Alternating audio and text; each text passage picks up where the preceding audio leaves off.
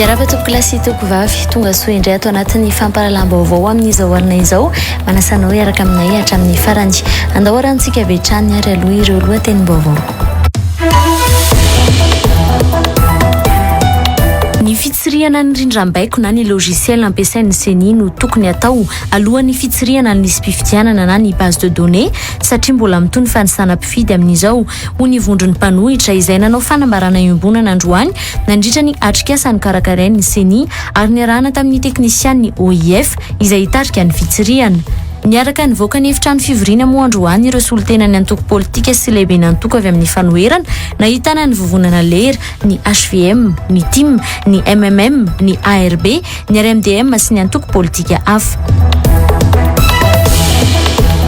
Vondron'ny fikambanan'ny mpianatra miisa 230 ao amin'ny Universitény Barikadimy no manohana ny antso fangatahana ny irotsahany sy teny Randriana Soniaiko ho kandida amin'ny fifidianana filohampirenena ho ny solotenan'ny mpianatra izay niaraka nanao fanambarana tamin'ny vondron'ny tanora sy mpitarika fikambanana ary ny mpandrarato Thomas Naumaly. Efa mipipi pataloha mantsy ny vahoaka malagasy no ny fahantrana mianjady ho izy ireo ka ilaina ny fisian'ny olom-baovao hitandana ny firenena. Afaka efa taona vao mety ho tafarina ny sehatra ny fizahantany eto Madagasikara vokatra ny Covid-19 raha nambaran'ny mpandraraha amin'ny sehatra ny fizahantany noho ny tsy fananan'ny Madagasikara politika mazava amin'ny fanarenana ny fizahantany izay tafiditra ao anatin'ny sehatra fahatelo mampidi-bola be indrindra eto Madagasikara io. 3 taona katroka androany no nandraisan'ny Madagasikara fepetra amin'ny fanangatonana ny sistany vokatra ny sy ny tranganaretina coronavirus teto Madagasikara io ary tao anatin'ny voakasika mivantana ny sehatra ny fizahantany. Hita faty efa potika tanteraka tsy nisy nahafantarana azy afa-tsy ny akanjo nanaovany tany anaty Krihitrala teny Ambohimangarova ilay iray mpianakaviana 770 taona izay tsy hita niaraka tamin'ny fiara express nentiny ny 17 Martsa lasa teo. Kapoka tamin'ny lohany no marian'ny mpitandro ny filaminana fanteraka ny fahafatesany iray mpianakaviana io ho ny zanany ary heverina hotsy teo amin'ny toerana nahitana ny fatiny ihany koa ny novonoana iray mpianakaviana io fa natsipy teo amin'ny toerana io fotsiny ihany. Ny fiara nentiny izay hita teny Ambohimangarova teny ihany ny 19 Martsa saingy ny vatan'ny fiara sisa tavela fa efa nisorona avokoa ireo kojakoja rehetra tamin'ny fiara io. Hoentsy ny miora amintsika kosa indray ary zao ireo tsara fantatra mahakasika ny avinavina ny mety ho toetry ny andro ho an'ny rambitsy.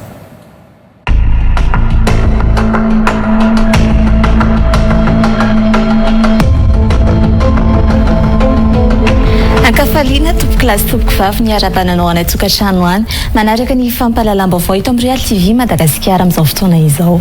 Herinandro vaovao isika izao hitondra fahasalamana sy fahombiazana ary soatsika rehetra ne ity herinandro vaovao izay hodiavintsika ity. Andao ary hofantarina hoe tony ahoana indray ny mety ho vinavina ny toetry ny andro raha andro pitso talata faraka amin'ny 20 ny volana Martsa taona 2024. Raha mahakasika an'izay vinavina ny toetry ny andro izay dia hivadibadika ny anan'ny ilany atsinanany nosiny fa ho tsara kosa ny andro amin'ny ankapobeny amin'ny faritra maro eto Madagasikara. Ndaoany hofantaritsika izay toetry ny andro izay dia hitantsika amin'izao fa raha ny avotany no hanomboantsika azy ny tapa-maraina dia hifanimbiasa ny rahona sy ny masoandro izy raha toka hitana rotsakorana mety haranikotrika kosa ny ao fianaratsy ao fa raha andeha no izantsika azy any mahakasika an'izay vinavina ny toetry ny andro izay any Nosy-be dia hitantsika amin'izao fa anorana tandrifindrao any Nosy-be ka vinavinaina manodidina ny 420 ka hatramin'ny 130 degré Celsius ny maripana.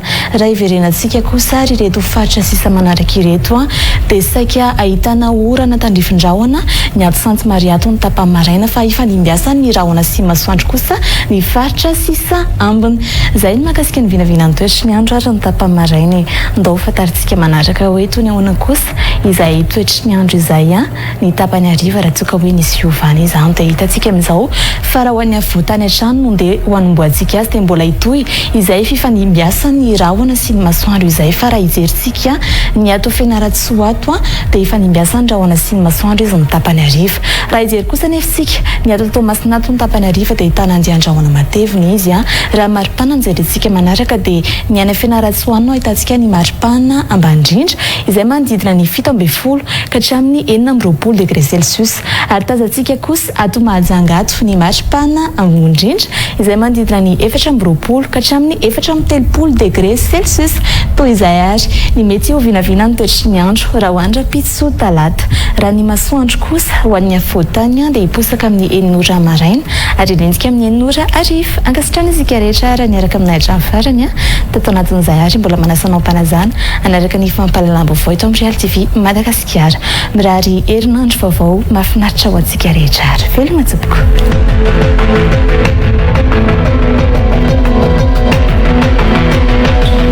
Iverenantsika ao arahana ary ireo lohateny. Ny fitsirihana ny rindram-baiko na ny logiciel ampiasain'ny CENI no tokony atao alohan'ny fitsirihana ny lisam-pifidianana na ny base de données satria mbola mitony fanisana mpifidy amin'izao ho ny vondron'ny mpanohitra izay nanao fanambarana iombonana androany nandritra ny atrikasa ny karakarain'ny CENI ary niarahana tamin'ny teknisian'ny OIF izay hitarika ny fitsirihana. Niaraka nivoaka ny efitrano fivoriana moa androany ireo solitena ny antoko politika sy lehibe ny antoko avy amin'ny fanoherana nahitana ny vovonana lera ny HVM, ny TIM, ny MMM, ny ARB, ny RMDM sy ny antoko politika hafa. Vondron'ny fikambanan'ny mpianatra miisa 230 ao amin'ny Universitény Barikadimy no manohana ny antso fangatahana ny irotsahany siteny Randriana Soniaiko ho kandida amin'ny fifidianana filohampirenena ho ny solitenan'ny mpianatra izay niaraka nanao fanambarana tamin'ny vondron'ny tanora sy mpitarika fikambanana ary ny mpandrarato Tomasina Omaly. Efa mipipi pataloha mantsy ny vahoaka malagasy no ny fahantrana mianjady ho izy ireo ka ilaina ny fisian'ny olom-baovao hitandana ny firenena. Afaka efa taona vao mety ho tafarina ny sehatra ny fizahantany eto Madagasikara vokatra ny Covid-19 raha nambaran'ny mpandraraha amin'ny sehatra ny fizahantany noho ny tsy fananan'ny Madagasikara politika mazava amin'ny fanarenana ny fizahantany izay tafiditra ao anatin'ny sehatra fahatelo mampidi-bola be indrindra eto Madagasikara io. 3 taona katrok'androany no nandraisan'ny Madagasikara fepetra amin'ny fanangatonana ny sistany vokatra ny sy ny tranganaretina coronavirus teto Madagasikara io ary tao anatin'ny voakasika mivantana ny sehatra ny fizahantany. Hita faty efa potika tanteraka tsy nisy nahafantarana azy afa-tsy ny akanjo nanaovany tany anaty krihitrala teny Ambohimangarova ilay iray mpianakaviana 770 taona izay tsy hita niaraka tamin'ny fiara express nentiny ny 17 Martsa lasa teo. Tamin'ny lohany no marian'ny mpitandro ny filaminana fanteraka ny fahafatesany iray mpianakaviana io ho ny zanany ary heverina hotsy teo amin'ny toerana nahitana ny fatiny ihany koa ny novonoana iray mpianakaviana io fa natsipy teo amin'ny toerana io fotsiny ihany. Ny fiaranentana izay hita teny Ambohimangarova teny ihany ny 19 Martsa saingy ny vatan'ny fiara sisa tavela fa efa nisorona avokoa ireo kojakoja rehetra tamin'ny fiara io. Idiratsika ireo antsy priam-baovao izara roa ny fanaovana fitsirihana na audit logiciel ny CENI sy ny antotanisany lesitry ny mpifidy na ny base de données iarahana amin'ny OIF izay anomboka androany raha ny fampafatarana natao lehibe ny délégation teknika ny OIF izay hitarika ny fitsirihana miankina amin'ny fantaniana izay ataon'ireo mpisehatra amin'ny fifidianana no iangan'ny asa fitsirihana ho ny OIF. Ahatra 3 andro moa ity apahany voalohany amin'ny fitsirihana logiciel ny CENI ity. Tojorabe fatra eo amin'ny sariny Andra Rabesatra. Aorin'ny fanakatonana tanteraka ny lisam-pifidianana no anatanterahana ny andiany faharoa amin'ny fitsirihana na ny audit ny antotanisa ny mpifidy ao anatin'ny lisam-pifidianana iarahan'ireo manam-pahaizana avy amin'ny OIF sy ny CENI ary ireo mpisehatra amin'ny fifidianana toy ny mpanao politika sy ny firaisamonim-pirenena. Raha ny nambarany OIF androany ny andiany voalohany kosa no notanterahana nanomboka androany. L'audit effectivement, on l'a dit, va se dérouler en 2 phases. Il y a la première phase qui démarre aujourd'hui et il y aura la deuxième après l'arrêtage final des inscriptions sur le terrain.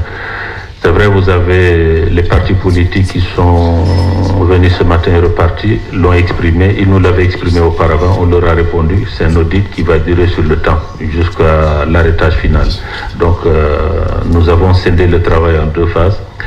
Miainga amin'ny fanontaniana sy ny ayay mipetraka amin'ireo mpisehatra amin'ny fifidianana no anaovana ny fitsirihana hoy ny lehiben'ny teknisianina avy amin'ny OIF. Par rapport au rôle des représentants des partis politiques et de la société civile, effectivement, vous avez droit de poser toutes vos questions, toutes vos requêtes qui seront analysées par les experts de l'OIF sur la base des données disponibles.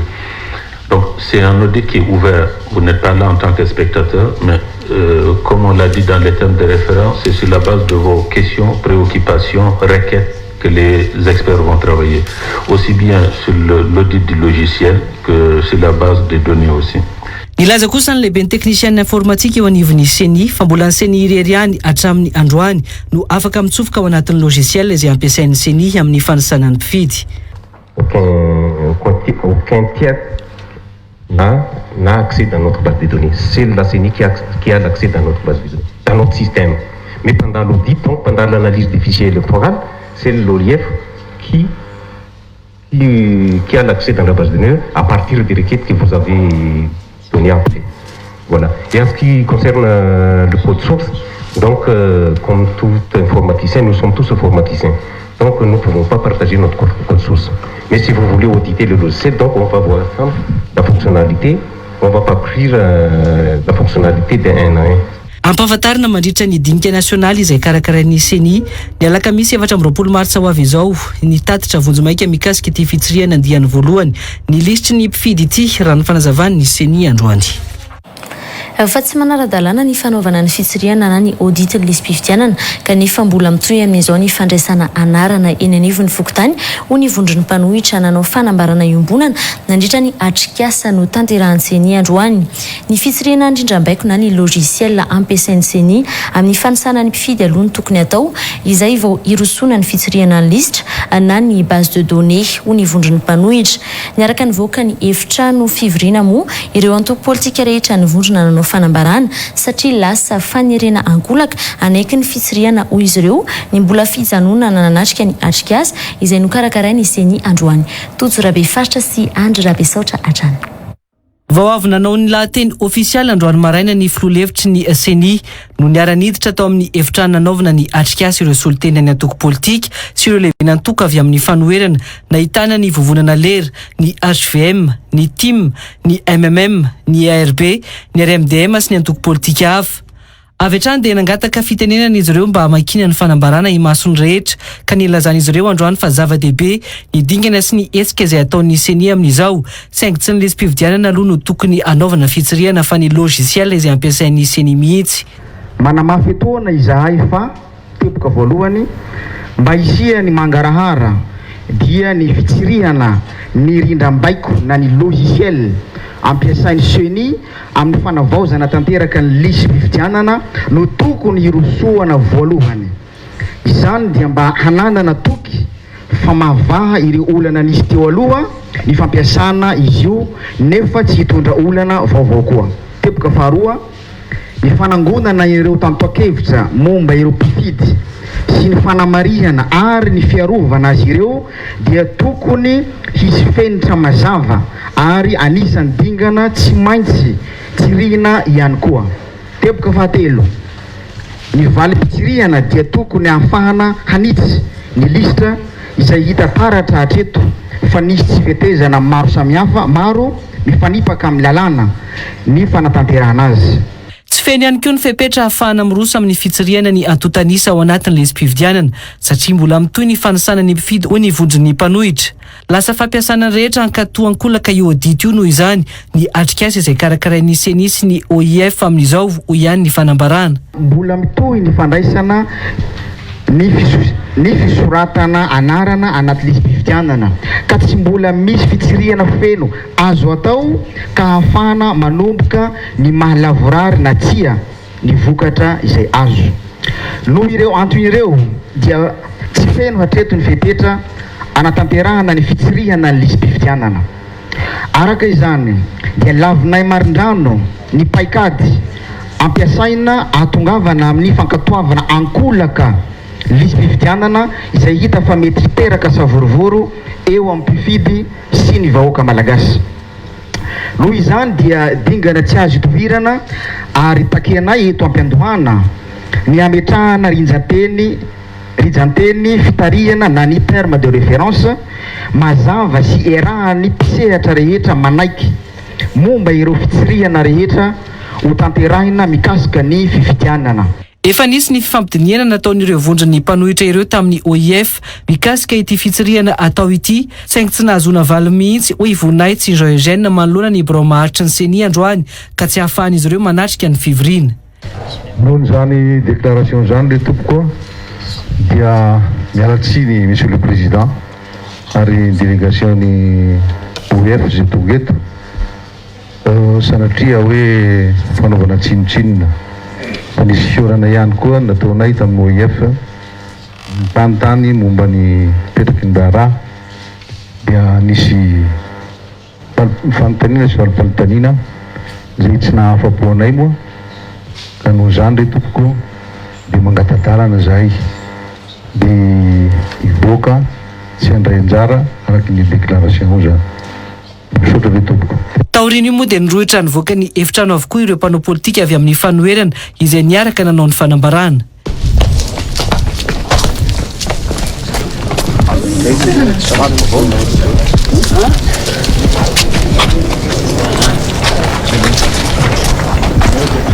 Ny asa atao sy ny fanasana natao ho an'ny mpisehatra amin'ny fividianana mihitsy no tsy mazava hoy ny solombavam-bahoaka Mamy Rabenirina izay nisolo tena ny antoko Timy Mandroany. Andrasana moa takininona no voaka lay atao hoe science technique androany le réunion technique androany fa ho anay tsy araka ny zavatra nandrasana satria voalaza resahana foana ny resaka fitsirihana zay adika malalaka hoe audit zay ho anay amin'ny lafiny teknika zavatra tsy vita anatin'ny tapakandro na ndray andro na herinandro ary zany tsy azo atao kanefa zany no lazaina fa ho atao eto dia zay no mahatonga anay miombona amin'ilay hevitry ny antoko hafa hoe tsy manahy zahay sao le fivorianao anatin'ny tapakandro na ndray andro na roa andro rehefa avy eo no lazaina fa mankatoa zay zavatra ataon'ny sionika kanefa ara-teknika tsy ho ampy zany anaovana le fitsirihana.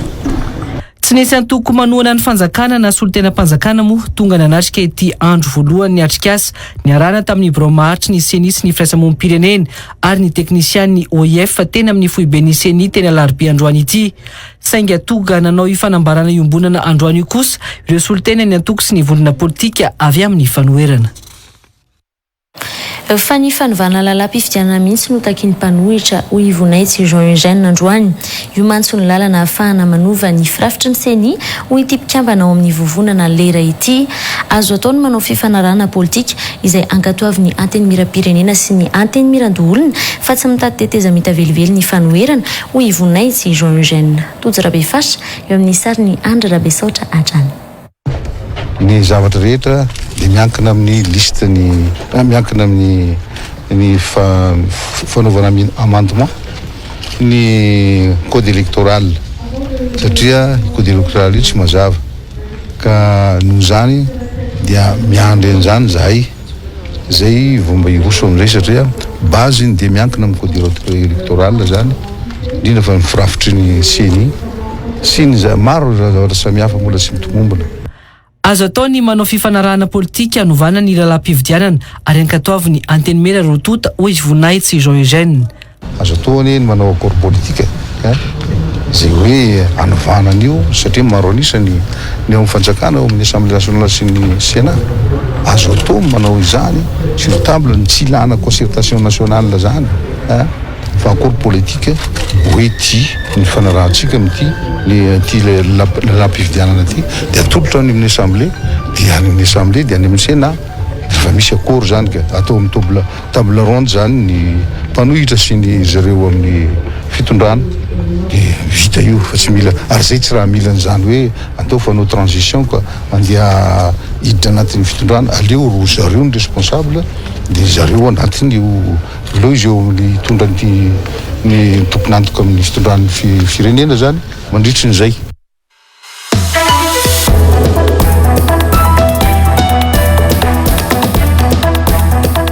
Vahin'ny fandarana l'invité du jour anio latsinainy faharoapolo ny volana matsa tao amina 13 aorian'ny fampahalalam-bavao amin'ny 6 alina eto amin'ny Real TV Madagasikara. Sœur Lanto Arso Marie Odile tale général lefitry ny ISTS sy Ramatoa Rasolo Njatov Marie Jo tale département CRGS ISTC iresaka mahakasika ny asa sosialy sy ny mpiasa sosialy ny andro iraisam-pirenena ho an'ny asa sosialy ary ny ISTS ny Institut Supérieur de Travail Social Monde Mena Iavlo anasananao ary onaraka izany.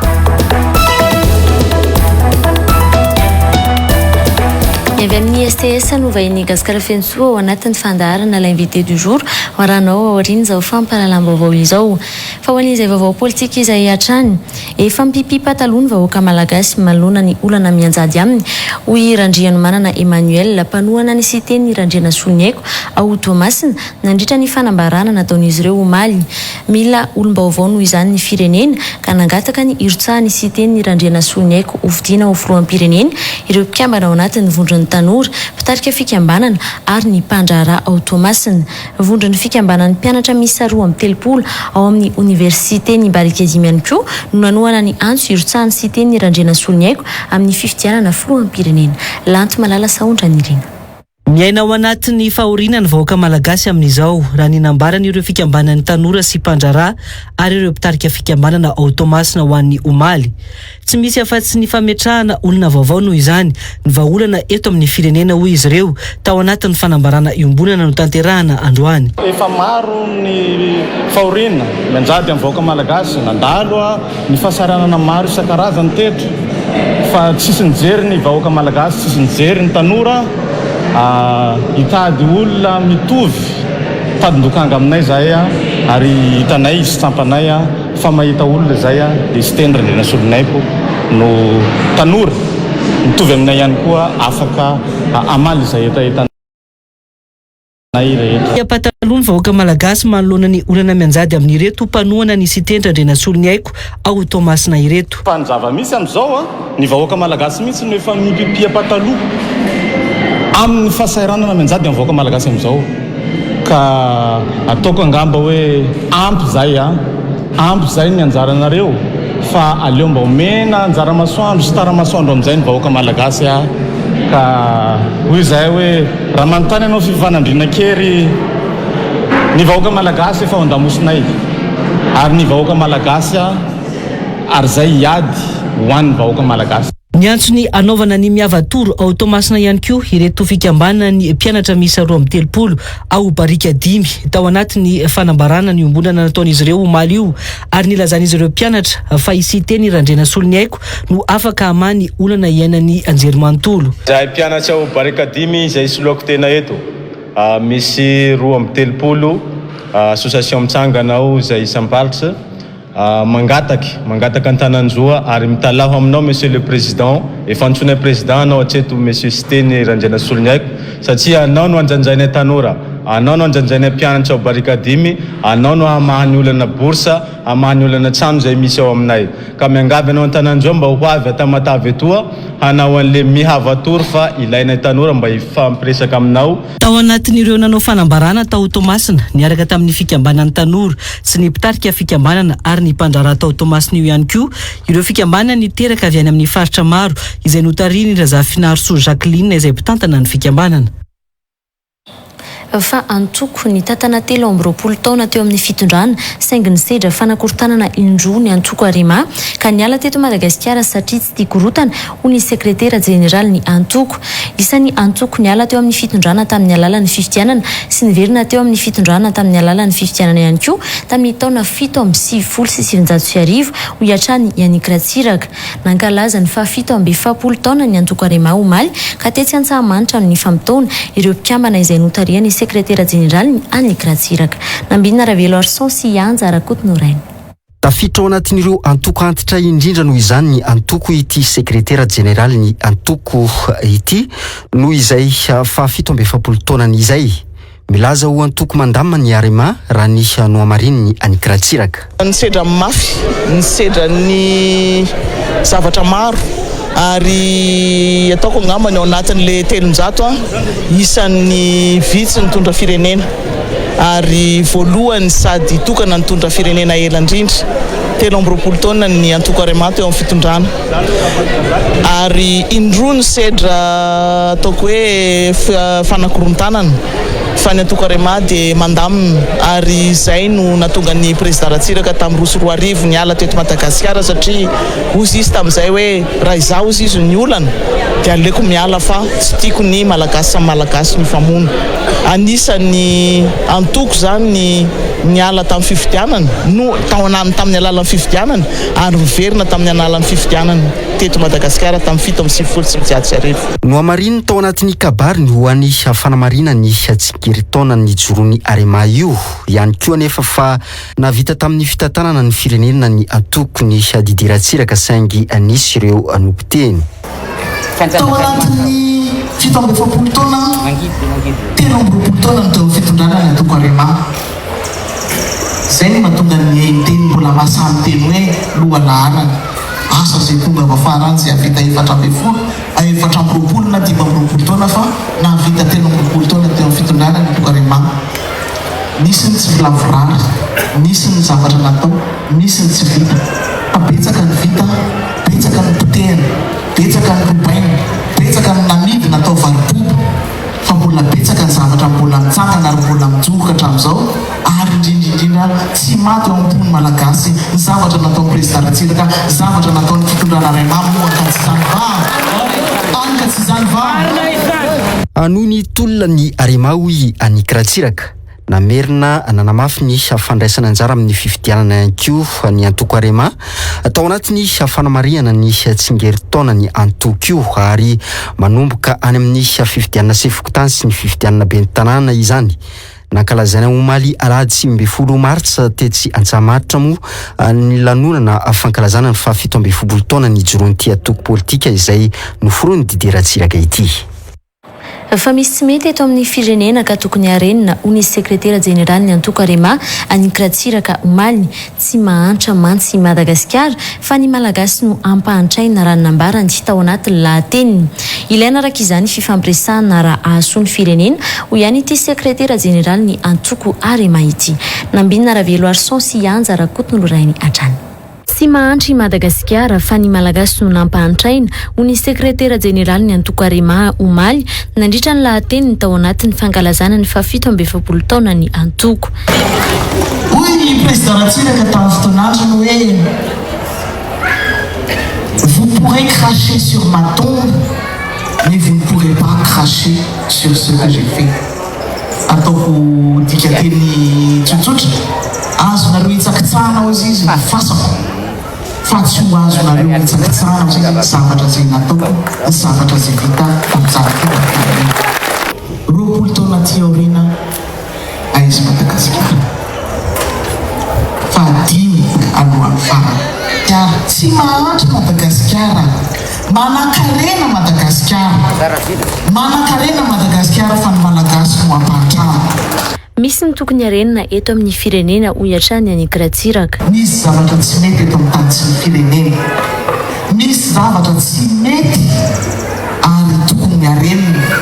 Io zavatra io tsy ho vitako za samrery, tsy ho vita ny Amelmarery, fa tsy maintsy arahantsika malagasy mifarenina, tsy maintsy arahantsika amin'ny fanometanana, ahafahantsika mitady vahaolana ho an'ity firenentsika ity. Okare tsy ho atao sorona ny vahoaka malagasy, okare tsy ho atao fitaovana ny vahoaka malagasy. Nanamafy ny anatsarana ny tontolon'ny fifidianana eto Madagasikara moa ny antoko Arema omaly. Sosokevitra naverin'izy ireo nentina ny ampiasana ny fandatsaham-bato elektronika mba hisiany fahadiovan'ny fifidianana ho ekeny rehetra. Fa ho an'ny vaovao ny fahasalamana, mitana ny larana voalohany amin'ny fisian'ny valanaretina COVID-19 ny faritra Analamanga raha nambarany Dr Manitra Rakoto Arvony talimpatitra ny fahasalamana eto Analamanga.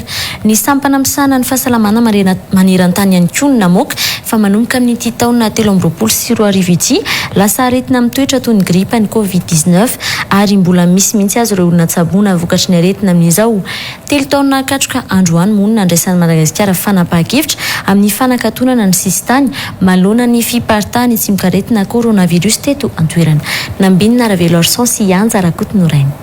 Tsy mbola tratra ny tanjona tao anatiny izay 3 taona izay ho an'ny fanaovana vaksiny eto Madagasikara. 5 isanjato ihany mantsy ny tapahavitriana ho an'ny eto amin'ny faritra Analamanga. tanjona napetraka tamin'ny fotoana na mbola volana ny azon'ny Madagasikara ny vaksiny Covid-19 io, ny anaovana vaksiny ny 50.5 isanjato ny malagasy ho an'ny volana May 2024 hatramin'ny volana Jona amin'ity taona 2024 ity. Notsinjaraina ho an'ny iray tapitrisan'ny malagasy no azo vaksiny tamin'ny taona 2024, izany hoe malagasy 3.5 isanjato vita vaksiny Covid-19. Voafatra tao anatin'ny vina ihany koa ny ahavitana vaksiny malagasy misy 5.50 sy 7,000 sy 7,7 tapitrisa ho an'ny taona 2024 raha toka 7,7 sy 5,4 tapitrisa ho an'ny taona 2024. Tamin'ny 7 martsa 2024 nefa nahatratra 20 sy 7,7 sy tapitrisa ireo malagasy vita vaksiny. Tsy aivina moa fa tamin'ny 10 May 2024 no nanomboka nahazo ny vaksiny voalohany ho an'ny Covid-19 i Madagasikara.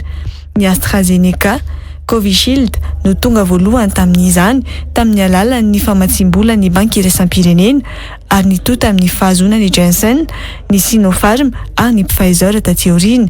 Hatramin'ny androany mbola maimaim-pona hatrany ny fanaovana vaksiny Covid-19 ary ahitana izany ireo CSP2 ho an'ny eto an-drenivohitra. Ny faritra Analamanga no mbola mitana ny laharana voalohany amin'ireo mitondra ny valanaretana Covid-19 raha ny vaovao azo hatrany. Mbola misy ihany koa ireo olona manaraka fitsaboana no ity aretina ity. Raha ny situation antsika dia mbola misy coronavirus eto Madagasikara. Ary raha mitatitra le mivoaka isan-kerinandro izay omena dia mbola misy eto Analamanga no anisan'ny mbola andeha ataoko hoe mitana ny lolarana amin'ilay mitondra n'ilay tsy mikaretina coronavirus. Dia io zany dia apetraka amintsika tsirairay avy ny afatra. Telo taona ozy nareo zay natongavan'ilay valanaretina dia ny tsara mariana dia zao na ny OMS tompona andraikitra voalohany ao amin'ny OMS ara dia nilaza fa amanomboka tamin'ity taona ity dia iverina toy ny iverina tahaka ny aretina mpahazo andavanandro ny coronavirus. Na izany aza nefa efa ambany ny tahany mitondra ny valanaretina hoy Dr Manitra Rakotoarvony. Raha ny betsaka indrindra isan-kerinandro teto Analamanga dia nisy 7 ny mitondra tsy mikaretina coronavirus. Amintsika amin'ny teny zao zany dia misy an'ireo lay mbola tsaboana amin'ny aretina coronavirus eto Madagasikara.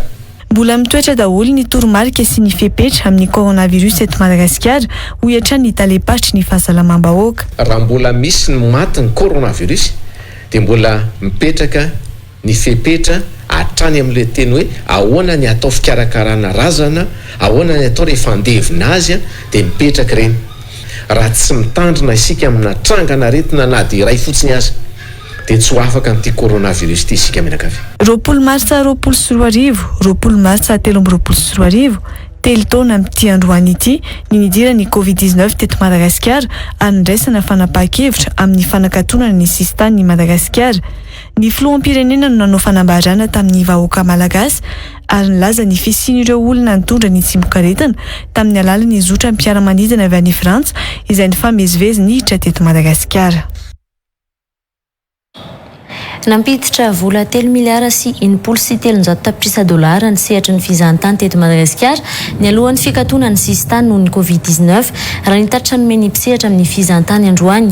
Tsy mbola tratra nefa io fampidiram-bola io raha ny nomariany saingy tsy mbola manana politika fanarenana ny fizahantany afa-tsy ny tsena be ny fizahantany ihany Madagasikara hatramin'izao. Nomaria ny mpisehatra amin'ny fizahantany azy fa mbola anoany amin'ny efa taonany ihany koa vao mety ho tafariny io sehatra io rehefa nandalovan'ny Kristo ny Covid-19 telo taona lasa izay. Mikaela Andrianjaka sy tokony enina Randrianjatofo. Mbola marary ny sehatra ny fizahantany, telo taona taoriany ny katona ny sistany sy ny fikatsoany ny lafy ny fizahantany eto Madagasikara raha ny nambarany Durlin Retoniany na dia efa nisokatra tanteraka aza tamin'ny taona 2024. Tsy mbola manana politika mazava hoentina anarenana ny fizahantany nefa ny fanjakana hoy izy na dia sehatra fahatelo ao aorian'ny Jona sy ny Arenankibonitany mampiditra vola betsaka indrindra ao anaty kitapo mbola mpanjakana aza ny sehatra ny fizahantany. Ny chiffre d'affaires zany ampidian'ny tontolo fizahantany dia tamin'ny farany teo talohan'ny Covid zao dia nampiditsika tany amin'ny 3 milliards 360 millions de dollars ny vola ataoko hoe nampidiriny zany fizahantany zany azay indrindra no mahatonga azy ataoko hoe pourvoyeur de devise aorian'ny secteur pêche sy ny mine zay anisan'ny mampalaza antsika ihany koa zany. Afaka efa taona vao mety hiverina amin'ny laony ny lafiny fizahantany eto Madagasikara hoy ity mpisehatra amin'ny fizahantany ity. Amin'ny resaka fizahantany dia nilaza ihany koa fa aorian'ny ataoko hoe épidémie anankiray na koa ataoko hoe crise politique anankiray zany dia mila ataoko hoe 2 taona na 4 taona farafahabetsaka zany no ahafahana manarina indray mandeha ny fizahantany ka mety ho zay ngambany no mahatonga antsika sahirana fa na izany ary dia tokony ataoko hoe misy politika mazava entiny ministera fizahantany satria be dia be ireo zavatra mampalaza antsika fa inona no zavatra tokony fantoantsika bebe koa zany ahafahantsika misarika ireo mpizahantany zay ataoko hoe misy 1 milliard 400 millions ny mpizahantany maneran-tany dia mbola mianona amin'ny tsena be ny fizahantany Madagasikara ahafahana misintona mpizahantany io amin'izao hoy ireo mpisehatra amin'ny fizahantany. Mianona amin'ny resaka ataoko hoe tsena be ny fizahantany fotsiny ny ministera fa tsisy ataoko hoe fampafantarana bebe kokoa zany amin'ireo firenena zay ataoko hoe émetteur mandefa mpizahantany makaty amintsika azadino fa misy firenena raha vavy raha tsy resaka fotsiny sika ny Maurice ny Seychelles dia efa mihodina dia mihodina ny zany relance zany ny azy fa ny antsika zany dia mianona amin'ilay tsena be ny fizahantany raha toa ka talohantsika misy an'ireny salon zay ahafahantsika mampafantatra ny zava-misy eto Madagasikara amin'ny tontolo ny zavoazy satria zay zavoazy zay no tena mampalaza antsika zany amin'ireo firenena any ivelany. Mbola maro ihany koa ireo mpiasa misehatra amin'ny fizahantany amin'izao no tsy tafaverina amin'ny asany toy ny talohan'ny Covid-19 ho hatrany ity mpisehatra amin'ny fizahantany ity. 10 tapitrisa ariary hatramin'ny 20 tapitrisa ariary ny vidiny tapakila ho an'ny sidina mampitohy ny Madagasikara sy Guangzhou amin'izao raha toa ka 3 tapitrisa ariary tamin'ny 2014 ny alohan'ny nidiran'ny Covid-19 teto Madagasikara raha nambaran'ireo mpikarakara ny fandehanana any Chine. Mbola tafiakatra avo 10 ny fandaniana ho ireo mpandraharaha ary ny fanaovana ny fitiliana PCR amin'ny Covid-19 no isan'ny manano sarotra ihany koa ankoatra ny fisian'ny fiatoana amin'ny zotra indrofo raha kely arakaraka ny kompania pitaterana. Efa 3 volana no nisokatra izotra miazo ny Guangzhou Chine io ary feno foana ny sidina isan-kerinandro na dia eo aza ny fahasarotana ho ireo mpikarakara dia. Mikaela Andrianjaka sy tokony hainy Narandrianjatovo. Tsy mbola misy ny sidina mivantana miala eto Madagasikara miazo ny Guangzhou Chine raha ny fanadihadiana natao androany. Saika misy fiatoana na escale indrora kely indrindra vao tonga any amin'ny firenena io. Ireo mpandraharaha amin'ny androany no mbola masamiditra amin'ny fivezivezena mandeha any Chine. Milaza ho misedra olana nefa izy ireo noho ny tsy fisian'ny sidina mivantana. Ambaran'ireo mpandraharaha ao anatiny atao hoe visa business na fahazon-dalana noho ny fanaovana asa no ivoahana izay mivantana avy any Chine no azahoana azy. Ny fangalana visa taloha zany mandefa demande fotsiny ianao dia mandefa ny liste fournisseur anao dia vita fa zao le izy tsy accepté zareo mihitsy alefanao ny demande dia alefanao ny lettre avy any amin'ny fournisseur fa mbola averiny zareo any Chine izy zany légaliser-ny zareo tokoa hoe misy marina ve io fournisseur andehananao io fa tsy hoe taratasy fotsiny comme ça. Ireo olona mbola voasambany vao hiazo any Chine no tena tojo fahasahiranana noho ny tsy fisian'ny fahazon-dalana ho an'ny mpizahatany na ny visa touriste hoy ny mpikarakara dia. Ny visa amin'izao zao izy à partir de 500 000 ariary eo manao visa Chine. Raha ohatra ka mahakasika ny visa tsy dia tena hoe misy fahasarotana be loatra rehefa complet tsara fotsiny ny dossier ilain'ny ambassade izay ny anankiray fa fotsiny tena olana kely ny olona te handeha Chine amin'izao raha ohatra ka olona izay izy vao andeha any Chine voalohany dia mila n'ilay lettre d'invitation amin'ny partenaire-ny any na mila lettre d'invitation avy amin'ny fournisseur-ny any dia iny tena obligatoire amizao amin'ny fikarakarana dossier raha zay zany no vao any Chine voalohany dia somary sahirana kely ihany amin'ny fitadiavana an'izay lettre d'invitation zay. Telo volana izao no efa nisokatra io zotra io hoy ireo mpandraharaha saingy nambaran'izy ireo fa sarotra ny fahafahana mivezivezy any amin'ity firenena ity sy toy ny alohan'ny fisian'ny Covid-19. Nanomboka zao efa nisokatra ireo nanomboka janvier vol direct tsy misy isan'andro ohatran'ny taloha fa akafotsiana kely dia nenay zao nandehananay teo tsy direct fa misy escale Addis Abeba dia Addis Abeba mandeha Hong Kong fa tena mbola somary sarotra be satria tsy mitovy amin'ny taloha zany teneniko fotsiny zao ohatra mialeto ianao manao test PCR 24 heures tonga Addis Abeba nefa ianao efa tsy miexiste tsony 24 heures iny tsy maintsy manao test PCR fandroany indray tonga Hong Kong indray ianao dia efa tsy miexiste tsony indray 6 heures fa manao test PCR isak'izay mandeha zany dia le test PCR tena enjana be fandaniana tena mitombo avo 10 eny 10 tapitrisa ariary hatramin'ny 12 tapitrisa ariary ny saran-dalana mandeha any Chine hoy ireo mpikarakaradia any amin'ny firenena io. Somary sarotsarotra amin'ny olona ny mandray an'le frais somary lafolafo satria misy escale maromaro dia eo koa le resaka sanitaire tsy maintsy manao test PCR 75 heures avant ny andehanana misy ireo dia izay no somary manano sarotra kely ilay frais aloha zany le hoe miakatra iny efa somary niandrasany maro ihany efa nivonina tao amin'izay daholo ihany maro raha ohatra ka maka ohatra compagnie anankiray tsika raha miescale Maurice dia avy eo miescale Kuala Lumpur dia manodidina ny 5 millions 6 millions d'ariary eo à partir an'izay. Air Mauritius, Ethiopian Airlines ary Air Austral sisa ny kompania manatanteraka ny sidina makany Chine amin'izao. Ho an'ny vaovao ny fampianarana taratasy ny paritaka fa tsy navoaka ny oniversité n'Antananarivo ny fampiakarana ny mpianatra votovorona miisa 4 hiakatra filan-kevim-pifehezana na ny CODIS ho ny mpisolo vavan'ny mpianatra maître Eric Rafidson Androany teny Ankatso. Ny ainga tamin'io taratasy io ihany koa ny akaran'ireo mpianatra ireo teny amin'ny fiadidina ny anjerimanontolo fa tsy nisy fampiantsoana hafa ho hiatra ny mpisolo vava ireo mpianatra nandritra ny fiaonany tamin'ny talen'ny kabinetra ny oniversité n'Antananarivo Androany maraina. Miverina malalaka eny amin'ny anjerimanontolo votovorona ihany koa ireo mpianatra raha ny fanamafisana azo avy amin'ny oniversité n'Ankatso Androany maraina tao anatin'ny fiaonana ho hiatrany ny mpisolo vava azy ireo. Mikaela Andrianjaka sy tokony enina Randrianjatovo.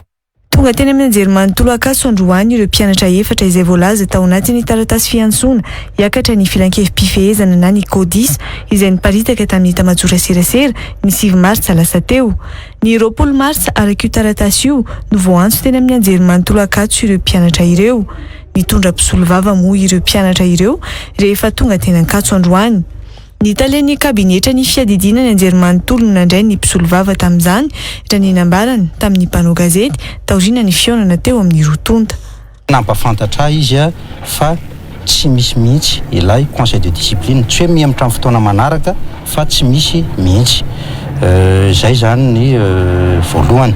Ny faharoa manarak'izay arak'ilay taratasy izay hitanareo ny paritaka tany amin'ny tambazotra tserasera hoe tsy mahazo miditra any amin'ny université sy any amin'ny site rehetra ireto mpianatra reto ny ministera dia efa nampahafantatra azy ireo fa tsy manan-kery io taratasy io fa afaka miditra izy afaka mianatra fa mba ahafahana mahazo précision dia zay no nahatongavako miaraka amin'reto mpianatra reto tao amin'ny présidence université dia nilaza izy hoe tsy misy mihitsy fa tsy hoe ahemitra amin'ny fotoana manaraka. Ny mpisolo vava no nanazava fa mbola karohina ihany koa izay olona tena namoaka iny fiantsoana ny filan-kevim-pifehezana ho an'ireo mpianatra iny. Raha ny filazany dia tsy ry zareo no namoaka azy tsy fantatro izy ny tena namoaka azy fa izaho fotsiny mametraka reserve amin'ny zavatra ohatr'ireny aza voaboaka ny anatina tambazotra tserasera ohatr'ireny ny anaran'olona sy ny fiainan'olona fa manimba zavatra le izy rehefa raha fantatray moa zany izy namoaka azy mbola tantara hafa indray zay. Raha ny lalàna mantsy ao anatin'ny conseil de discipline dia tokony hisy convocation omena ny olona concerné tsirairay avy. Tamin'ity indray mitoraka ity tsy nisy convocation mihitsy fa intaratasy ny paritaka tany amin'ny tambazotra Tiraseriny, iny no fantatritsika. Ankoatra ireo mpianatra efatra izay voatona tamin'io taratasy io, nisy ihany koa ireo mpianatra izay nanohana azy ireo niaraka teny amin'ny jerimanontolo Ankatso io maraina io. Teknisianina mpiasan'ny jirama miisa 3 no namony ainy ary 2 naratra mafy vokatry ny fifandonana teo amin'ny lamasinina sy fiara nitondra azy ireo tao andekaleka ny sabotsy hariva lasa teo. Voariritra ny lamasinina ny fiara tsy mataho-dalana nitondra azy ireo raha ny nambarany nanatry maso. Notarian'ny fiara an-dalamby hatrany amin'ny 20 metatra ny alan'ny fifanenana io fiara io ho hiatrany ny olona iray izay nanatry maso ny oza. Daorantsika ny tatry izay. 2 metatra akaiky ny fiara ny vao hitan'ireo mpiasan'ny jirama ny fisiany lamasinina anapaka ny lalan'izy ireo raha ny fitantaran'ity lehilahy iray izay nirendoza tamin'ny fifandorana teo andekaleka ity ary ny fampiresaka tamin'ny mpanao gazety ny pejy iray tao anatin'ny tambazotra Tserasey raha l'interview. Tsy nisy jiro sy tsy nampiasa feo famantarana amin'ny fandalovana tanàna ihany koa io fiara an-dalamby io no nanatry maso. Fa lasa ny tomobila voalohany dia izay tao aorianan'ity izany hoe nijanonanay tetsy no natazana ny masinina avy any. Izany hoe ilay masinina tsy tonga dia tazana fa ilay jiro zara raha mazava. Ny tsisy klaxon fa efa tafavoaka zany ilay tomobila dia vodiny voaray ilay masinina. Rehefa voaray ny vodiny dia mitiny manaraka an'iny amin'izay. Ilay masinina ilay izy tsisy klaxon fa raha nisy klaxon izy zany mba au moins mba afaka ilay tomobila farafaratsiny na mijanona na nazava iny jiro iny. Iny jirona masinina raha mipotra avy any tokony tonga dia taratra avy aty, tonga dia hita be hoe iny misy masinina. Na izahay tao anaty tomobila raha efa kaiky kely efa tsy haiko teo amin'ny 2 metra amin'ny alan'ilay tomobila dia iny ilay jirona masinina vao hita hoe hoay misy masinina io. Nolazainy io nanatry maso io aza fa tsy nahalala ny fisian'ny fiara izay nifanotaritany ny mpamily ny fiara an-dalamby io raha tsy niantso azy ireo olona nahita ny fisehon'ny loza. Dia teto amin'ity toeranyity no tafavoaka tamin'ilay tomobila izay nandehanako nafako nampijanona ilay conducteur. Io raha tsy najanona tsy hitan'ilay conducteur io. Ny antony ilay tomobila avy any amin'ny côté gauche, ilay conducteur avy aty amin'ny côté droite, ny cabine masinina avy ato aoriana fa motira avy any aloha. Ny conducteur raha mbola nanontany hoe fa misy inona dia izaho moa no teny ny ampen'ilay chauffeur ny miogaoga mafy io misy tomobila voariritra ao ambadika eo dia izay izy vao mijanona. Nosaboina ao amin'ny centre médico-social andekaleka moa ireo 2 afatra amin'ny androany. Efa nalefanody any amin'ny fianakaviany kosa ireo razana nisa 3. Teknisianina mpiasan'ny orinasa jirama izay miasa ao andekaleka avokoa ireo niaran-doza ireo raha ny fanampim-baovao azo ao amin'ny jirama. Saika hanatanteraka fanamboarana tao amin'ny toby fitsinjaran-jiro ny jirama kosa izy ireo no niaran-doza teny an-dalana. Efa anatin'ny fanadihadiana ny tompona andraikitra mba hamantarana ny tena zava-misy marina nahatonga ity loza ity raha nitatitra nataon'ny jirama tao amin'ny pejy Facebook ny omaly. Nambaran'ny ministera ny angofo sy ny akoranafo fa zava-dehibe ny fanarahana ny toromarika momba ny fiarovana eny nivon'ireo tompony jirama. Andrefepetra ilaina anamafisandreo fiarovana efa misy araka izany izy ireo. Fa teny Ambohimangarova tao anatin'ny krihitrala no hita nofo mangatsiaka ilay ray mpianakaviana 7 taona izay very niaraka tamin'ny fiara express nentina nanomboka ny 13 martsa raha nambaran'ireo fianakaviana. Kapoka teo amin'ny lohany no mariny zandary izay nanao ny fanadihadiana fa mety nahafaty azy hoy ireo fianakaviana ireo ary nariana tao anatin'ny krihitra fa tsy teo amin'ny toerana nahitana andrazana no nahafaty azy. Efa saika nalevindreo fokon'olona teny Ambohimangarova iray mpianakaviana io ny sabotsy 27 martsa tamin'ny Norariva no nantsony mpitandro ny filaminana ireo fianakaviana ireo nanamarina azy hoy ireto fianakaviana ireto. Nambinina Ravelo Arson sy Anja Rakotonoraina. Efa tsy nisy nahafantarana azy olona intsony ity raim-pianakaviana hita fa teny Ambohimangarova ity raha nisy anambaran'ireo fianakaviana nandritra ny fifampiresana tamin'izy ireo. Ny akanjo teny ankotritra sisa hoy izy ireo no hanina afantarana azy rehefa niantso ny gendarmerie pirenena. Sabotsy arivariva nisy gendarme niantso anay amin'izay zany hoe efa misy razana hita ty fa jerevo aloha fa sao dia mbola razana le papanareo le mombamomba ny papanay zany akanjo ohatr'izao pakiraro ohatr'izao de tena izy mihitsy le izy fa ny teny le zandarma tsy azo sokafana de tsy sokafana tsony zany le izy fa le izy tamin'ny jerena anazy aloha satria nijerena ny lohany hatreo any zany misokafana de atseo de tsisy nenina fa ohatra nefa misimba izy de tsy hita zay hoe tena hoe inona no nazo anazy na inona. Efa saika naleviny fokon'olona io razana izay hita teny Ambohimangarova io maly alahady io ireo fianakaviana no nienjen'izy ireo teny antoerana. Le izy efa voafono lamba efa fonosan'le fokon'olona zany efa hoe saika nalevina mihitsy fa zay no nanao razomanto amin'le zandarma hoe efa ireto zay fa aza fonosina izy fa aloha izy zay ho avy ka aza alevina izy fa aloha zay ho avy.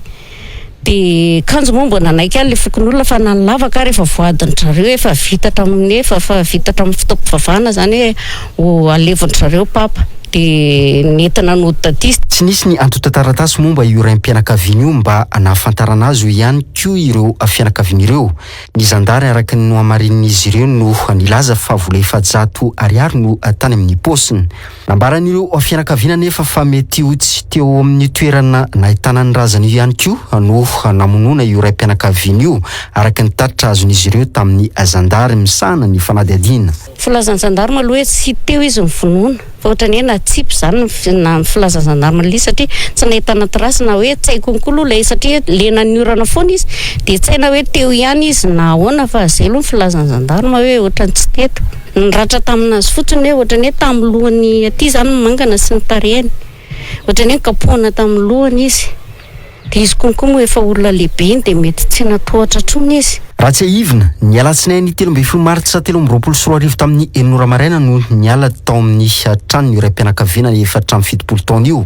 Niala teo Andavamamba iazo ny Soavimasoandro no ny fanarany karama tamin'ny lehilahy roa izay nanakarama azy hoy ireo fianakaviana ireo. Teo nalama itsy no nisy nilaza ho nahita farany ity raim-pianakaviana ity ary nanomboka ny alatsinainy ariva no tsy nandeha intsony ny findainy izay nentiny ireo ankonany ireo. 3 andro ataorin'ny fahaverezan'io raim-pianakaviana io izany hoe ny alakamisy 9 martsa no hita tany anaty kirihitra tao Ambohimangarova ny fiara izay nentiny saingy tsy nahitana ninona intsony. Fiara efa niala motera sy niala kojakoja rehetra izay mampandeha ny fiara aza no hita tamin'izany hoy ireo fianakaviana ireo. Teo ihany koa ny fahitana ny seringy iray sy tady ao amin'ny fiara hoy hatrany ny fianakaviana ankoatra ny nahitan'izy ireo ny akofa tao amin'ny fiara izay noentiny. Androany no naleviny fianakaviana io raim-pianakaviana io. Ray aman-dren'ny mpianatra tena sahirana Amanjatony tao amin'ny CEG sy ny EPP Nanisana no nohahiny ny fikambanana fanantenana fafy-sainky ho malalahady. Sakafo ilaina amin'ny fiainana andavanandro no zaraina tamin'izany. Manohy ny fanampiana ara-tsosialy ho an'ireo olona tena sahirana sy marefo ary mahantra eny amin'ny boriboritany fahadimy ny fikambanana mpanao asa soa fanantenana fafy-sainky izay tarihany andry ny ala fanantenana Raoldinina raha nambaran'izy ireo. Dao rantsika ny andindinizay. Vary, menaka, makaroni sy ireo kojakoja filana amin'ny fiainana andavanandro no nozarainy fikambanana fanantenana fafy-sainky ho an'ireo ray aman-dren'ny mpianatra tao amin'ny CEG Nanisana. Ny fikambanana mpanao asa soa fanantenana fafy-sainky moa dia manana ny filamatra izahay manao hoe miaro sy manasoa vahoaka ary koa ny hoe aza manao kely tsy mba mamindra. Fantatsika tsara fa ray aman-dreny tena sahirana, tena marefo izany ray aman-dreny mampianatra zanaka ao amin'ny EPP sy ny CEG zany. Ka nisafidy manokana azy ireo izahay ireo ray aman-dreny izay mipetraka monina manodidina ny CEG sy ny EPP Nanisana. Misy Amanjatony izy ireo izay samy tolorana fanomezana toy ny vary, ny menaka, ny makaroni sy ny sisa avokoa.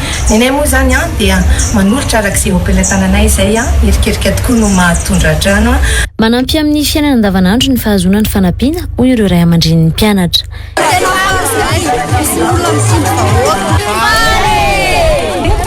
Examen dia tsy dia misahirana toy ny ray aman-dreny mitady menaka efa misy vary sodra betsaka makasitraka tompo.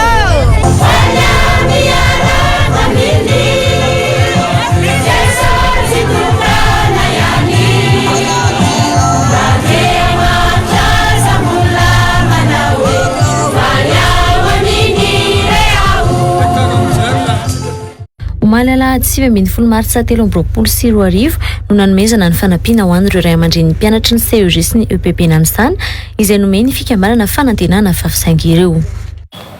Fa ho an'ny vaovaon'ny fanatanjahantena, mpilalao enina amin'ireo natsoiny mpanazatra Nicolas Dupuis no andrasana ny fahatongavany raha nambaran'ny team manager ny Barea ao amin'ny fédération malagasy ny baolina kitra androany. Vonona ary salama tsara ireo mpilalao, hoy kosa ny mpanazatra Nicolas Dupuis ary andrandraina ny fandresena indroa miantaona iakarana any amin'ny kanina 420. Androany no nanomboka tamin'ny fanazarantena ireo mpilalao ary ny ariva teo no nitsapany 15 teo Mahamasina.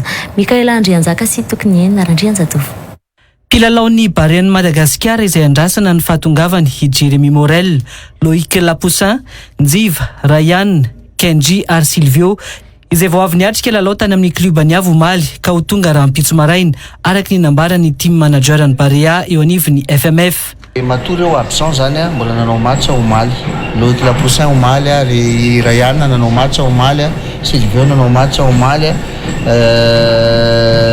Kenji nanao match omaly dia zay vao afaka mianatra hoe vita amin'ny match tonga dia lasa fa tsy maintsy mba niandry androany aloha zay vao mba mandeha dia zay zavatra zay dia zany hoe ampy ve ny fanomanana leo efa manao any nany any avy any ivelany a efa manao any amin'ny ekipany any fa manao fanazarantena any amin'ny ekipany any rehefa toerana mandeha amin'ny Pro League zany hoe nataony mpanazatra moa amin'izao ny teknisiana dia manambatra lay fahaizana sy lay fahaiza miaraka sisa natao anatin'izay fotoana foy izay satria mbola manana 3 séances d'entraînement isika zany ahafahana mbola manamboatra ny 4 séances zany ahafahana mba mandamina sy zavatra Anio ariva no andrasana ny mpilalao telo Rato Karapitso maraina ny telo hafa hoy ny mpanazatra Nicolas Dupuis no mareny fa ao anatin'ny herin'ny tsara ireo mpilalao ary vonona niatrika ny fifaninanana. On est très confiant, je remercie la fédération, le ministère et l'État parce qu'on est dans des conditions idéales. Tout se passe très bien, on est très confiants, les joueurs sont bien, ceux qui sont arrivés. Là j'en ai 13, 3 de plus cet après-midi et le reste arrive demain.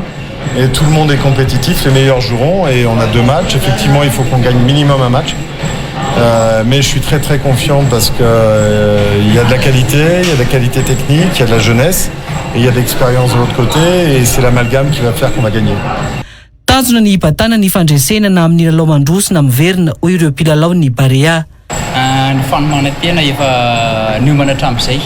Io fa hoe eo amin'ny centre Afrique dia efa niomana tamin'izay fa tsy hoe izao vao vonona tsara ny vatana saina vonona mihitsy hanao an'ilay match tena vonona. Ny fanomanana aloha efa vonona tsara ary izay koa efa nanomboka foana tany amin'ny Pro League dia efa vonona tsara ny saina sy ny vatana amin'ny contre ny Centrafrika. Manatena ary manatena fandresena zay. Anao ezaka mihoatra ny efa vity Datsiry raha nolazainy ary anenjika ny fahaiza-manao ny samy mpilalao na ny eto an-toerana na ny any ivelany. Zay angamba no azo atao azombara hoe mba miezaka mitovy an'ilay zoky zany manaraka ny voan'ny le expa. Io ngamba baolina kitra natao dia tongotra roa miasa dia saina nampiasaina. Zany hoe ataoko hoe zavatra ray ihany ilay lalaovana atao ngamba tsy manano sarotra satria presque efa somary niaraka ihany zay tary amin'ny préparation tany Maroc dia ataoko fa tsy manano sarotra ngamba fiarahana. Nanomboka omaly no efa niatrika fanazarantena ireo mpilalao-ny Barea ireo. Ny toy androany kosa izany izay tena niompana tamin'ny fanamafisina ny herim-batany mpilalao tsirairay.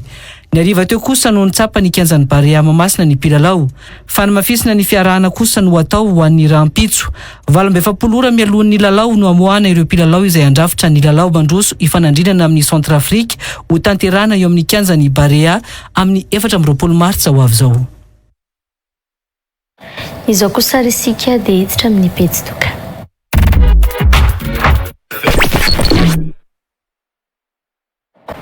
Fa misokatra manomboka androany tamin'ny fomba ofisialy ny fikarakarana ny andiany faharoa amin'ny Salon International des Acteurs Économiques na ny CAE izay atao ny voalo hatramin'ny faha-efatra ny volana Jona ao amin'ny CCI Ivato. Hetsika iray izay natao fampivondronana ny mpisehatra ara-ekonomika miankina sy tsy miankina amin'ny fanjakana. Mandritra ity hetsika ity moa no isy ny fanomezana fiofanana ho an'ireo mpitantana orinasa. Androany no nisy ny fampahafantarana ho an'ireo mpandraharaha nentina ny fanankalozakevitra ho an'izay CAE izay. Ndao anasika ny andindiny izay. miakatra androany amin'ny fomba officialy ny fikarakarana ny andian'ny faharoa ny salon international des acteurs économiques na CAE izay karakaraina ny totosaina ny voalohatra amin'ny faefatra volana jona izao ao amin'ny CCI Vato. Izy io dia hetsika anankiray ara ekonomika ampifondronana ireo mpisehatra ara ekonomika rehetra na izany miankina na izany na tsy miankina na ny madinika na ny lehibe dia manasantsika rehetra ho tonga amin'io fotoana io. Anatin'le vente d'exposition moa zany dia eo amin'ny zato mahery eo zany ny mpandray anjara asainay dia misy ihany koa ny rencontre B2B izay asainay mpitantana orinasa mihoatra ny 200 isa dia akoatran'izay ny mampiavaka ny ty salon ty moa zany dia akoatran'ny formation izay omena n'ireo mpandray anjara rehetra ireo mpandray anjara rehetra dia omena formation avokoa ahafahana miatrika n'ilay réseautage izay hitranga mandritra ny efatra andro io. Akoatran'izay dia misy ny concours entrepreneuriaux ahafahana miakatra avolenta kokoa ho an'ireo mpandrarahantsika eto Madagasikara sy sehatra amin'ny sehatra iraisam-pirenena. Dia akoatran'izay koa dia misy ilay approche durable zany hoe nametraka zany zahay amin'ity hoe espace économie durable. Tao anatin'izay telo taona izay dia ny nahatratra 1.valopolo isan-jato zao ny tahafahantrana eto Madagasikara. Ny antony nanaovana an'ity salon ity zany dia hita hoe nandritra ny telo taona izay tsika voakapoky ny crise sanitaire dia avy eo indray nandeha ny crise économique moa hatramin'izao tsika mbola misedra crise économique sy financière. Misy koa ny changement climatique izay miantraika amin'ny toe-karenantsika malagasy izahay ary tsy vita ny mivoaka amin'io ireo crise rehetrarehetra eo raha tsy miaraka misalahy isika. Dia izay no antony nametrahanay ny salon international des acteurs économiques mba ahafahan'ireo singa anatin'ny rojo-piarina miara-miasa.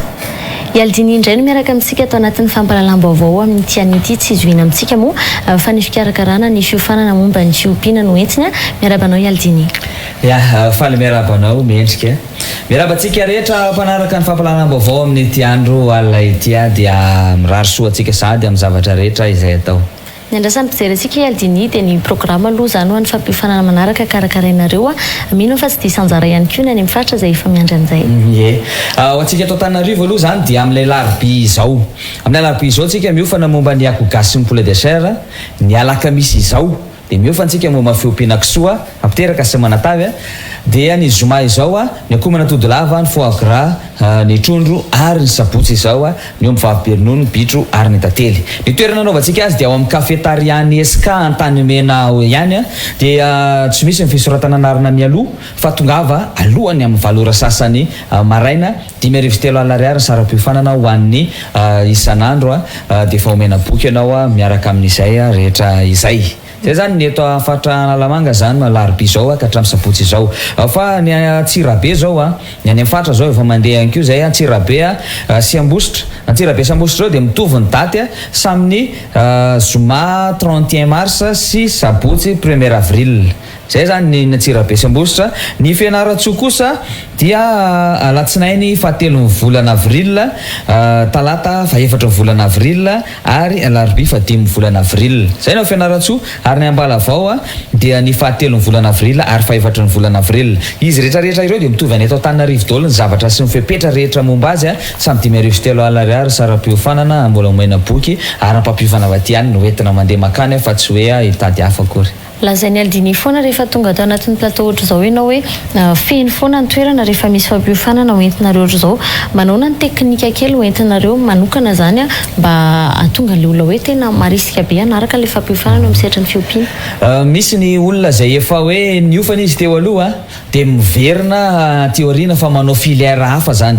Ny anton'izay dia hoe teknika hafa sy vaovao ilay omena anazy. Ny zavatra rehetra mety ho hitanao eny amin'ny tontolo rehetrarehetra eny dia ilay tao hoe technique de base zany hoe ny zavatra mila tokony hoain'ny tsirairay ny rehetrarehetra zany dia tokony mahay an'io avokoa zany hoe io technique de base io zay aloha nisorana zareo manao fampiofanana gratuit reny mba omeny le technique de base ho an'ny olona rehetrarehetra fa ny zavatra omenay dia hafa akoatran'ireny izay omen'ny olona reny zany hoe ny technique omenay zany dia ilay efa nikarohanay nandritra ny fotoana maro rehefa nikarohanay nandritra ny fotoana maro le izy dia hita fa hoe vetivety ary ainga ampitombo ho an'ny izay anao azy dia iny le ho zaraina amin'ny olona akoatran'izay ihany koa dia ny ino moa zany ilazana azy ny fandaniana mihena kokoa zany no ny isanandro satria fantatra ho avokoa ny mombamomba sy ny ara-tsakafo ary ny lanin'ireo biby rehetrarehetra izay ompianao ireo. Misy karazany olona tena manahirana ny mpisetra eo amin'ny fiompiana ialdinia ary tonga ny fampiofanana ve izy voavavy izay olan'izay amin'ny alalan'ny fampiofanana omenareo? Ataoko angamba fa hoe tsy tokony hanao fampiofanana ianao raha ohatra ka misy olana mahazo an'ny olona kanefa tsy voavahanao akory ilay zavatra mahazo an'le olona zany ka zay olana mahazo anao madinidinika sy nangeza ande tokantranonao mihitsy ino no ataotsika zay tsy hitrangany reny na hoe mitrangy reny dia hitanao zay masy ny olana an'le hoe olona niofana sy niofana ny olona niofana zany dia izao rehefa misy zavatra mitranga eo amin'ny fiainany na eo amin'ny zavatra ataony dia tonga dia hainy ny andraikitra hoe tokony ho raisina amin'le izy zany dia zay no mahatsara n'le miofana raha misy zavatra mitranga ohatra fotsiny amin'izany ny tena mpahazo ny olona zany zao raha ohatra ka hoe teraka le kisoa dia rehefa ho teraka le kisoanao tsisy mivoaka le zanany afa-tsy anankiray dia ahoana ary zany ny andraikitra tokony ho raisinao na hoe tsy mivoaka le tavon'le kisoa dia ahoana ny andraikitra tokony ho raisinao dia ohatran'izay avokoa hoe raha ohatra ka hoe inona tokony andraikinao raisinao raha ohatra ka mivalana izy inona ny andraikitra tokony ho raisinao raha ohatra ka misoika na maneno mitratra n'le akoha izay ataonao inona ny ataontsika koa nefa mba tsy hatongavana amin'ireny zavatra mitranga rehetrarehetra ireny dia ianao zany rehefa tonga fampiofanana zay ataontsika dia afaka hoentinao avokoa ny olana zay mahazo anao any ka antaninao eo dia eo le izy vavahana mba hoeniny rehetrarehetra ihany koa satria ny mahasoa anao mahasoa ny hafa ihany koa le izy satria matona azo anao le izy mety azo ny hafa ihany koa dia zay ny anaovana hoe sady fifampizarana ho an'ny rehetrarehetra ho an'ny zavatra mety hitranga ho an'ny hafa le izy. Aoriana le fifanana ve aldini misy fanaraha-maso sy fifampiresahana atao ihany dia sady efa maraparana ihany koa tsika dia atambatra amin'izay ngambany hoe fampatsahivana kely an'ilay daty sy teo mba ahafahan'ny olona manavaka hoe ity ny fampiofanana hoentinareo amin'izay fotoana. Ny fampiofanana izay hoentinay misy ny numéro zay omenay ohatra zao dia rehefa mivahiny ohatra zao dia iny le atsonao iny rehefa momba n'ilay atao hoe fampiofanana tianao fantatra fa rehefa tonga ao anaty fazavatra zay ataontsika eo tsika dia omenanao indray numéro ampampiofana antsika rehefa tonga ao dia ianao zany afaka miantso anazy rehefa avy eo hoe ahoana no atao fa izao mahazo anahy na hoe anangana zavatra ngeza be ohatran'izao dia afaka miantso ianao dia izy no antsonao ao anatin'izay matetika nefa ny olona tsy miantso ny antony efa feno le zavatra zay no natao teo dia rehefa feno le zavatra zay nataony dia tsy miantso izy satria efa ainy ilay zavatra izay nataony teo zany ka zao raha teo voafehanao tsara ny zavatra rehetrarehetra dia aza tonga dia hoe hividy biby dia iopy fa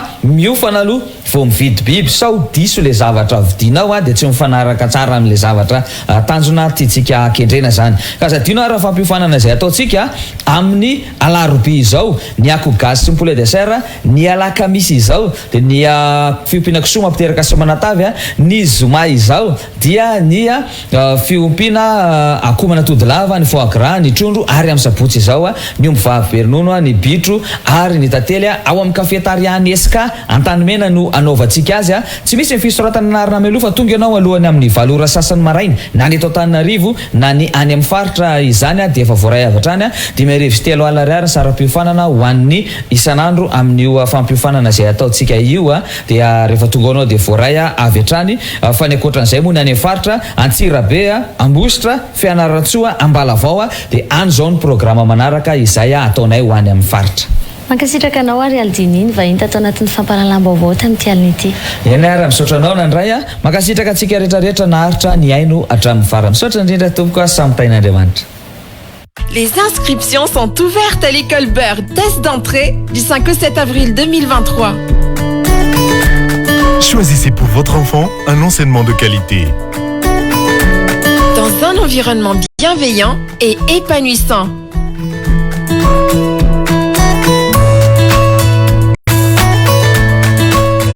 plaît, la Bird. Offrez-lui toutes les chances de succès. École Bird, homologuée de la maternelle au lycée. École Bird, ensemble vers la réussite. dia izay ihany koa toko lasy toko vavy no entiko manakatona ny fampahalalam-baovao tamin'ny diany ity angasitrahako feno ianao niaraka taminay hatramin'ny farany mame fotoananao ary fa amin'ny manaraka indray elana tsavoka.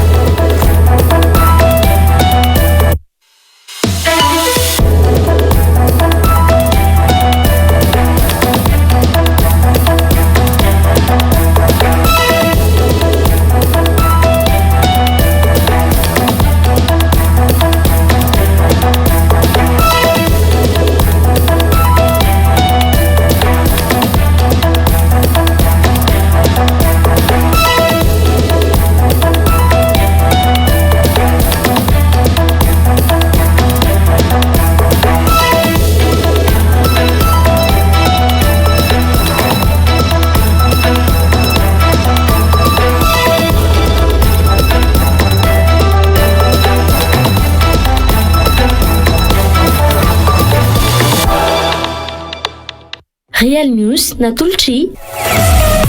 Sergi Betelma, des actualités uniques, dynamiques et renversantes dans Real News. Si. Il a été les marques à matin, ça c'est créat. Ça de 4K, l'AEB, ça de Mouraïtani. Au soir à Musiki, 3e étage. Mandus Center, à Pitani, Institut d'hygiène à laquelle. Arco, en 7 Matezatol, en Pitataf. Napini. Matezatol, la Manul Chano, il doit me faire nous na marque, si Matez a me vide, tenanrage. Ari. Reko fa afaka baky anao raha sefo de inona nitsakanesana amin'ny prime tekolo manara-penitra ny sady mampazoto mbola tsisy nianatra tato ka lasa jolam-boto mba investissez dans une valeur sûre choisissez une prime à l'aise l'avenir.